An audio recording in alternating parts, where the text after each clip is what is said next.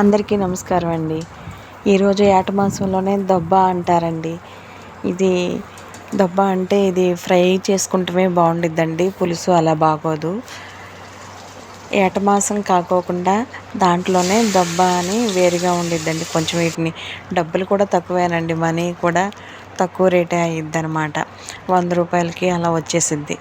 ఇవాళ దాంతో మేము ఫ్రై కూర చేసుకున్నామండి. చాలా బాగుండిద్దండి ఫ్రైగా. కొంచెం తినటానికి కూడా నోటికి మెత్తగా అలాగే తగులుతుంది, ముక్కలుగా గట్టిగా ఏమి తగలదు. మేము వండుకునే విధానం చూపిస్తున్నామండి.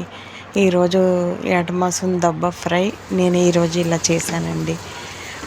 మామూలుగానే మనకి అది వాటర్ వస్తుందండి, వాటర్ మొత్తం చక్కగా డ్రై అయిపోవాలండి. మొత్తం ఎనిక్కిపోయే వరకు కూడా మనం తిప్పుకుంటానే ఉండాలి. ఆ ముక్క ఏగాలండి. ఈ మూత పెట్టుకుని తీసేటప్పుడు మనకి ఏగుతున్నట్టుగా టప్లాడిద్దండి. అట్లా ఏగితేనే మనకి ఈ ఫ్రై మనకి టేస్ట్ వస్తుందండి. చాలా బాగుండిద్దండి ఈ కూర. ఒకసారి మీకు కానీ నచ్చితే కానీ ఒకసారి ట్రై చేయండి, చాలా బాగుంటుంది. ఇంకా తర్వాత ఇంత డ్రై అయిపోయిన తర్వాతే మనకి కారపొడి వేసుకోవాలండి. కారం వేసేసేసి ఇంకా అల్లం వెల్లుల్లి పేస్ట్ కూడా వేసానండి. కొంచెం ఒక స్పూన్ అంతా గరం మసాలా వేసామండి.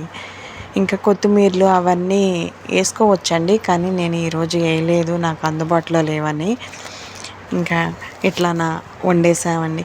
ఈ ఫ్రై కదండి, మనకి తినడానికి చాలా బాగుంటుంది. గుండెకాయ కాజాలు కూర ఎలా ఉండిద్దో సేమ్ అట్లా ఉండిద్దండి. కొంచెం వాటర్ కూడా పోసానండి, ఎందుకంటే ఏగుతా ఉన్న తర్వాత కొంచెం ముక్క కూడా మళ్ళీ మెత్తబడి మళ్ళీ ఏగాలండి. అంత ప్రాసెస్ పట్టిద్ది అనమాట. ఇంకా నీళ్ళు మనం పోసిన వాటర్ అన్నీ ఇనుక్కున్నాక అక్కడి నుంచి మళ్ళీ సిమ్లో పెట్టుకోవాలండి. సిమ్లో పెట్టుకుని వేయించుకుంటానే ఉండాలి. చాలా టైం పట్టిద్దండి ఈ ప్రాసెస్. కాకపోతే కూర మాత్రం చాలా బాగుండిద్ది, టేస్టీగా ఉండిద్దండి. చెప్తున్నా కానీ గుండెకాయలు కార్జాలు ఎంత టేస్ట్ వస్తుందో అంత టేస్ట్ వస్తుందండి. అయిపోయినట్టేనండి, ఆల్మోస్ట్ కూర దగ్గర అయిపోయిందండి. ఇంకా ఇంతేనండి.